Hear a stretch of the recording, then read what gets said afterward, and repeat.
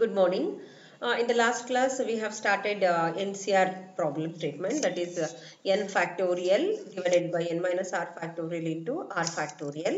ಅಂದ್ರೆ n ಅಂದ್ರೆ number of items, r ಅಂದ್ರೆ ಎಷ್ಟು combination, ಎಷ್ಟು select ಮಾಡ್ಕೊಳ್ತೀವಿ at any given time, ಎಷ್ಟು combination ನಂಗೆ ಸಿಗುತ್ತೆ. That is the final answer. ಇಲ್ಲಿ ನೋಡಿ ಈ ಎಕ್ಸಾಂಪಲ್ ಅಲ್ಲಿ I have 5 items here. ನಾನು at A time two items ನಾನು ಸೆಲೆಕ್ಟ್ ಮಾಡ್ಕೊಳ್ತಾ ಇದ್ದೀನಿ. ನಂಗೆ ಆದ್ರೆ ಎಷ್ಟು ಕಾಂಬಿನೇಷನ್ ಸಿಗತ್ತೆ ಅಂತ ನೋಡಿ. 1 2 3 4 ಕಾಂಬಿನೇಷನ್ ಸಿಕ್ಕಿದೆ ಸದ್ಯಕ್ಕೀಗ. And further we have a combinations 2, 3 ಇದೆ, and 2, 4 and 2, 5. Like that I can write 3, 4 and 3, 5 and 4, 5. So total ಎಷ್ಟಾಯ್ತು ನಮಗೆ? 3 + 3 6 + 3 9 10, ಟೋಟಲ್ 10 ಕಾಂಬಿನೇಷನ್ಸ್ ಇದೆ. ಸೊ ನನಗೆ ಆನ್ಸರ್ ಏನ್ ಬರಬೇಕು? 10 ಅಂತ ಬರಬೇಕು. ಇನ್ ದಿಸ್ ಎಕ್ಸಾಂಪಲ್ ನಾನು ಈ ಕೋಡಲ್ಲಿ ಏನ್ ಮಾಡಿದೀನಿ, n ಇಂದು ಫ್ಯಾಕ್ಟೋರಿಯಲ್ ಕೋಡ್ ಬರ್ದಿದ್ದೀನಿ ನಾನಿಲ್ಲಿ, n factorial, and I am displaying n factorial. Again I am resetting here f is equal to 1. ನೀವು f ನ 1 ಗೆ ರಿಸೆಟ್ ಮಾಡಲಿಲ್ಲ ಅಂದ್ರೆ ಆ ಹಳೆ ಆನ್ಸರ್ ಇರುತ್ತಲ್ಲ f 120, ಈಗ n ವ್ಯಾಲ್ಯೂ 5 ಕೊಟ್ಟಿದ್ರೆ 120 ಬಂದಿರುತ್ತೆ. ಆ 120 ಜೊತೆ ಮಲ್ಟಿಪ್ಲೈ ಆಗ್ಬಿಡುತ್ತೆ. ಅದಕ್ಕೆ ನಾನು ಪ್ರತಿ ಸಲ ರಿಸೆಟ್ ಮಾಡ್ತಾ ಇದ್ದೀನಿ. ದೆನ್ r ಫ್ಯಾಕ್ಟೋರಿಯಲ್ ಡಿಸ್ಪ್ಲೇ ಮಾಡ್ತಾ ಇದ್ದೀವಿ ನಾವು. n minus r, ಈ ಕೋಡ್ ಅಲ್ಲಿ ನೋಡಿ n minus r ಇದೆ. So let us execute this program. n value 5 and r value 2. ನೋಡಿ 5 ಫ್ಯಾಕ್ಟೋರಿಯಲ್ 120, r ಅಂದ್ರೆ 2 ಫ್ಯಾಕ್ಟೋರಿಯಲ್ 2 ಬರ್ತಾ ಇದೆ. 5 - 2 ಅಂದ್ರೆ 3 ಫ್ಯಾಕ್ಟೋರಿಯಲ್ ಏನ್ ಬರ್ತಾ ಇದೆ? 6 ಬರ್ತಾ ಇದೆ. ಅಂದ್ರೆ ನನಗೆ 3 ಎಲಿಮೆಂಟ್ ಇಂದು 3 ವ್ಯಾಲ್ಯೂಸ್ ನಮಗೆ ಫ್ಯಾಕ್ಟೋರಿಯಲ್ ಸಿಕ್ತು. ಬಟ್ ನನಗೆ ಬೇಕಾಗಿರೋ ಆನ್ಸರ್ ಏನು? ಈ ತರ ಫಾರ್ಮುಲಾ ಇಲ್ಲಿದೆ ನೋಡಿ, ಇದು ಅಂದ್ರೆ n ಫ್ಯಾಕ್ಟೋರಿಯಲ್ ಬೈ ಇದಕ್ಕೆ ಸಬ್ಸ್ಟಿಟ್ಯೂಟ್ ಮಾಡೋಣ ಈಗ.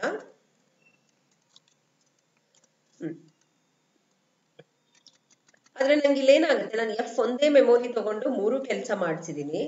ಅದಕ್ಕೆ ಏನ್ ಮಾಡ್ತೀನಿ, ನಾನು f1 f2 f3 ಅಂತ ತಗೊಂಡ್ಬಿಡ್ತೀನಿ. f1 ಅಲ್ಲಿ n ಫ್ಯಾಕ್ಟೋರಿಯಲ್ ಇರಲಿ, f2 ಅಲ್ಲಿ r ಫ್ಯಾಕ್ಟೋರಿಯಲ್ ಇರಲಿ, f3 ಅಲ್ಲಿ n minus r ಫ್ಯಾಕ್ಟೋರಿಯಲ್. ಯಾಕಂದ್ರೆ ನಂಗೆ ಫೈನಲ್ ಫಾರ್ಮುಲಾಗೆ ನಂಗೆ 3ದು ಫ್ಯಾಕ್ಟೋರಿಯಲ್ ಒಂದ್ ಕಡೆ ಸ್ಟೋರ್ ಆಗಿರ್ಬೇಕು. ಈ ಎಕ್ಸಾಂಪಲ್ ಅಲ್ಲಿ ಜಸ್ಟ್ ನಾವು ಡಿಸ್ಪ್ಲೇ ಮಾಡ್ತಾ ಇದೀವಿ, ಹಾಗಾಗಿ ನಂಗೆ ಎಲ್ಲೂ ಸ್ಟೋರ್ ಮಾಡ್ಕೊಳ್ತಾ ಇಲ್ಲ. n ಇಂದ ಫ್ಯಾಕ್ಟೋರಿಯಲ್ ಡಿಸ್ಪ್ಲೇ ಮಾಡ್ತಾ ಇದ್ದೀನಿ, ಅದಾದ್ಮೇಲೆ ಅದೇ f ನ ಯೂಸ್ ಮಾಡ್ಕೊಂಡು r ಫ್ಯಾಕ್ಟೋರಿಯಲ್ ಕ್ಯಾಲ್ಕುಲೇಟ್ ಮಾಡಿ r ಫ್ಯಾಕ್ಟೋರಿಯಲ್ ಡಿಸ್ಪ್ಲೇ ಮಾಡ್ತಿದ್ದೀರಾ. ಸೇಮ್ f ಯೂಸ್ ಮಾಡಿ f n minus rದು. ಬಟ್ ನನಗೆ ಈಗ ಫಾರ್ಮುಲಾ ಅಪ್ಲೈ ಮಾಡಕ್ಕೆ n ಇಂದು ಫ್ಯಾಕ್ಟೋರಿಯಲ್ ಒಂದ್ ಕಡೆ ಸ್ಟೋರ್ ಆಗಿರ್ಬೇಕು, r ಇಂದು ಒಂದ್ ಕಡೆ ಸ್ಟೋರ್ ಆಗಿರ್ಬೇಕು, n minus rದು ಒಂದ್ ಕಡೆ ಸ್ಟೋರ್ ಆಗಿರ್ಬೇಕು. ಅದಕ್ಕೆ ನಾನು ಡಿಫ್ರೆಂಟ್ ವೇರಿಯೇಬಲ್ಸ್ ತಗೊಂಡಿದ್ದೀನಿ. ಇದನ್ನ f1 ಅಂತ ಅನ್ಕೊಳ್ಳೋಣ. f1 ಅಲ್ಲಿ n ಫ್ಯಾಕ್ಟೋರಿಯಲ್ ಸ್ಟೋರ್ ಆನ್ಸರ್ ಬಂದಿರುತ್ತೆ, f2 and this is f3. So ಈಗ ನೋಡಿ, ಫೈನಲ್ ರಿಸಲ್ಟ್ ಸ್ಟೋರ್ ಮಾಡಕ್ಕೆ ಒಂದು ಮೆಮೊರಿ ತಗೊಳ್ಳೋಣ. I take result.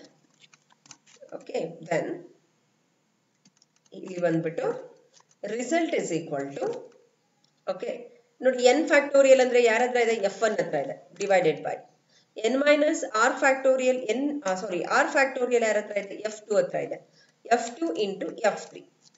So finally you can display the result. Printf. Just I'll show result is equal to, now expected value ಏನು ನಮಗೆ 10 ಬರಬೇಕು, %d, %d. Sorry, this is result, semicolon. Okay, let us check. ಇದಿಷ್ಟು comment ಮಾಡ್ಬಿಡ್ತೀನಿ ನಾನು.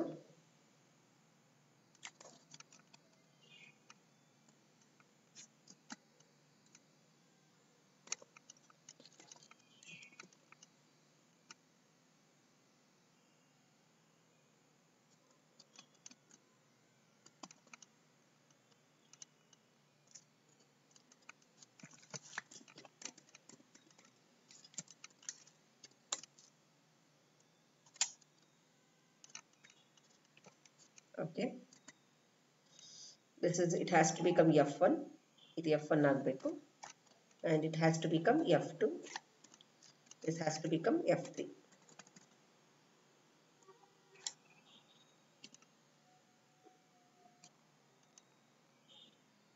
Yes, I should write f1, or ಇದು ಬೇಡ, ನಾನು ಮೇಲೆನೆ ಡಿಕ್ಲೇರ್ ಮಾಡಿದ್ದೀನಲ್ವಾ, ಇದು ಬೇಡ ನನಗೆ. It is also not required here.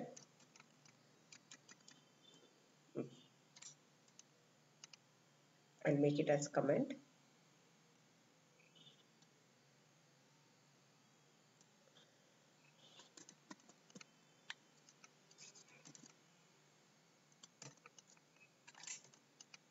Enter n value 5, r value 2,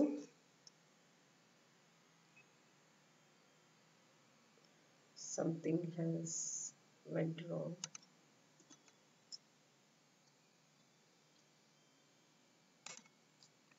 Just a minute.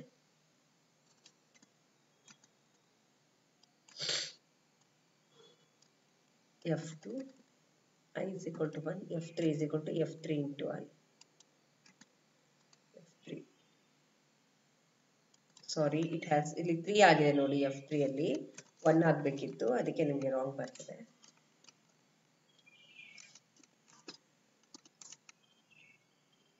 See the output.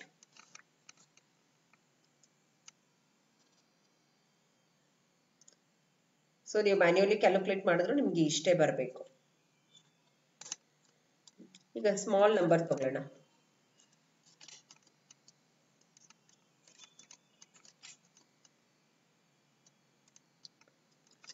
I'll take 3 items and 2 selections.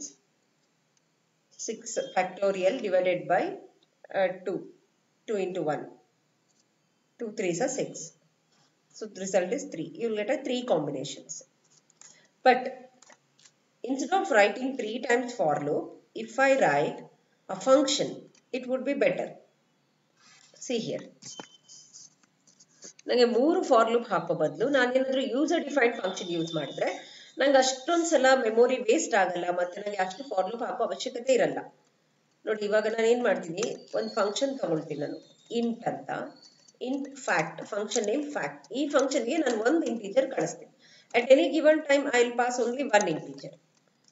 ಓಕೆನಾ? ನನಗೆ n ಫ್ಯಾಕ್ಟೋರಿಯಲ್ ಬೇಕಂದ್ರೆ ಫಾರ್ ಲೂಪ್ ಅಲ್ಲಿ ಸಾರಿ ನನ್ನ ಫಂಕ್ಷನ್ಗೆ n ಅನ್ನು ಪಾಸ್ ಮಾಡಿದ್ರೆ ಆಯ್ತು. Just a minute, I'll show you.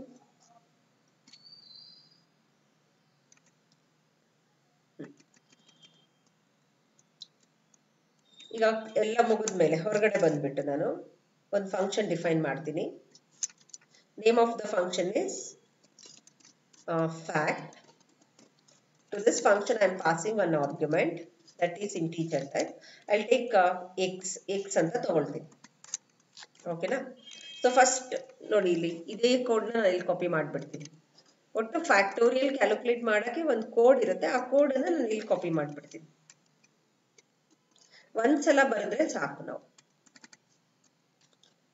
ನೀವು ಯೂಸರ್ ಡಿಫೈನ್ಡ್ ಫಂಕ್ಷನ್ ಇರಲಿಲ್ಲ ಅಂದಿದ್ರೆ ನೀವು 3 ಸಲ ಬರೀಬೇಕಿತ್ತು ಅಲ್ಲಿ, ಯಾಕಂದ್ರೆ n ಒಂದ್ಸಲ, r ಒಂದ್ಸಲ, n - r ಒಂದ್ಸಲ. ಇಲ್ಲಿ ನಾನು ಒಂದ್ಸಲ ಬರ್ದಿಟ್ಬಿಟ್ರೆ ಮುಗೀತು. ನೀವೆಷ್ಟು ಸಲನಾದ್ರೂ ಕಾಲ್ ಮಾಡ್ಬೋದು. x ಅಂತ ತಗೋಬೇಕಿಲ್ಲಿ. here f, this is also f, then return f.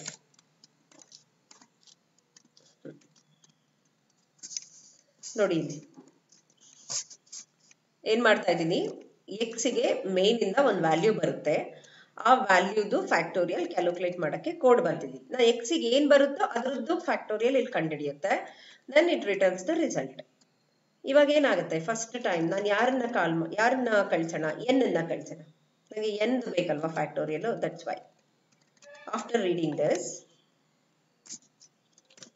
C ಈ ಕೋಡ್ ಬೇಡ ಇಲ್ಲಿ ನಮಗೆ. ಆರ್ ಫ್ಯಾಕ್ಟೋರಿ ಆರ್ ರೀಡ್ ಮಾಡ್ತೀರಾ, ರೀಡ್ ಆದ ತಕ್ಷಣನೇ ಫಂಕ್ಷನ್ ಕಾಲ್ ಮಾಡೋಣ. ಇಲ್ಲಿ ಬರೋ ಆನ್ಸರ್ನ f1 ಅಲ್ಲಿ ಸ್ಟೋರ್ ಮಾಡೋಣ. ಫ್ಯಾಕ್ಟ್ ಓಪನ್ ಪ್ಯಾರಂಥೆಸಿಸ್, ಯಾರನ್ನು ಪಾಸ್ ಮಾಡ್ತೀನಿ, n ವ್ಯಾಲ್ಯೂ ಪಾಸ್ ಮಾಡ್ತೀನಿ. ಸೊ ಇಷ್ಟೇ ಅರ್ಥ ಇದ್ರದ್ದು. To find the factorial I have defined one function. Its job is to return the factorial of given number. Right now I am calling the function fact and I am passing n. So when I come to this line, the control transfer to this part ಇಲ್ಲಿಗೆ ಬಂದ್ಬಿಡುತ್ತೆ. ಈಗ x ಗೆ n in value copy ಆಗುತ್ತೆ. x ಗೆ ಯಾರು ಬರುತ್ತೆ, n value copy ಆಗುತ್ತೆ. ಅಂದ್ರೆ ನೀವು ಇಲ್ಲಿ x ದು ಫ್ಯಾಕ್ಟೋರಿಯಲ್ ಕಂಡುಹಿಡಿದಿದ್ದೀರಾ ಅಂದ್ರೆ ಈ ಟೈಮಲ್ಲಿ n ಇನ್ ಫ್ಯಾಕ್ಟೋರಿಯಲ್ ಅದು ರಿಟರ್ನ್ ಆಗುತ್ತೆ. ರಿಟರ್ನ್ ಆಗ್ಬಿಟ್ಟು ಎಲ್ಲಿ ಹೋಗುತ್ತೆ, f1 ಕಾಪಿ ಆಗುತ್ತೆ. ಇಲ್ಲಿ f1 ಕಾಪಿ ಆಯ್ತು. ನೆಕ್ಸ್ಟ್ ಯಾರ್ದು ಫ್ಯಾಕ್ಟೋರಿಯಲ್ ಬೇಕು ನನಗೆ? r ಫ್ಯಾಕ್ಟೋರಿಯಲ್ ಬೇಕು. ಹಾಗಾಗಿ ನಾನು ಸೇಮ್ ಫಂಕ್ಷನ್ನೇ ಕಾಲ್ ಮಾಡ್ತೀನಿ ಮತ್ತೊಂದು. ಓಕೆನಾ? ನೋಡಿ, ಈಗ F2 ಅಲ್ಲಿ ಬಂದು ಸ್ಟೋರ್ ಆಗಲಿ ಫ್ಯಾಕ್ಟ್ ಓಪನ್ ಪ್ಯಾರಂಥೆಸಿಸ್ r. ಈಗ r ಅನ್ನು ಪಾಸ್ ಮಾಡಿದೆ. ನೆಕ್ಸ್ಟ್ F3ಗೆ ಯಾರು ಬೇಕು? n minus R. Same function call ಮಾಡ್ತಾ ಇದ್ದೀನಿ, but I am passing different parameter. n minus R ಕಳಿಸ್ತಾ ಇದ್ದೀನಿ. ಸೊ ರೆಸ್ಪೆಕ್ಟಿವ್ ನೋಡಿ, ಒಂದ್ಸಲ ಫಂಕ್ಷನ್ ಡಿಫೈನ್ ಮಾಡಿದ್ದೀರಾ, ಎಷ್ಟು ಸಲ ಬೇಕಾದ್ರೂ ಕಾಲ್ ಮಾಡ್ಬೋದು. ಇವಾಗ n ಇಂದ ಬೇಕು ಕಳಿಸ್ತಾ ಇದ್ದೀರಾ, r n minus R. Finally, you got the results in F1, F2 and F3 and you have substituted here. Let me check. I should take variable I.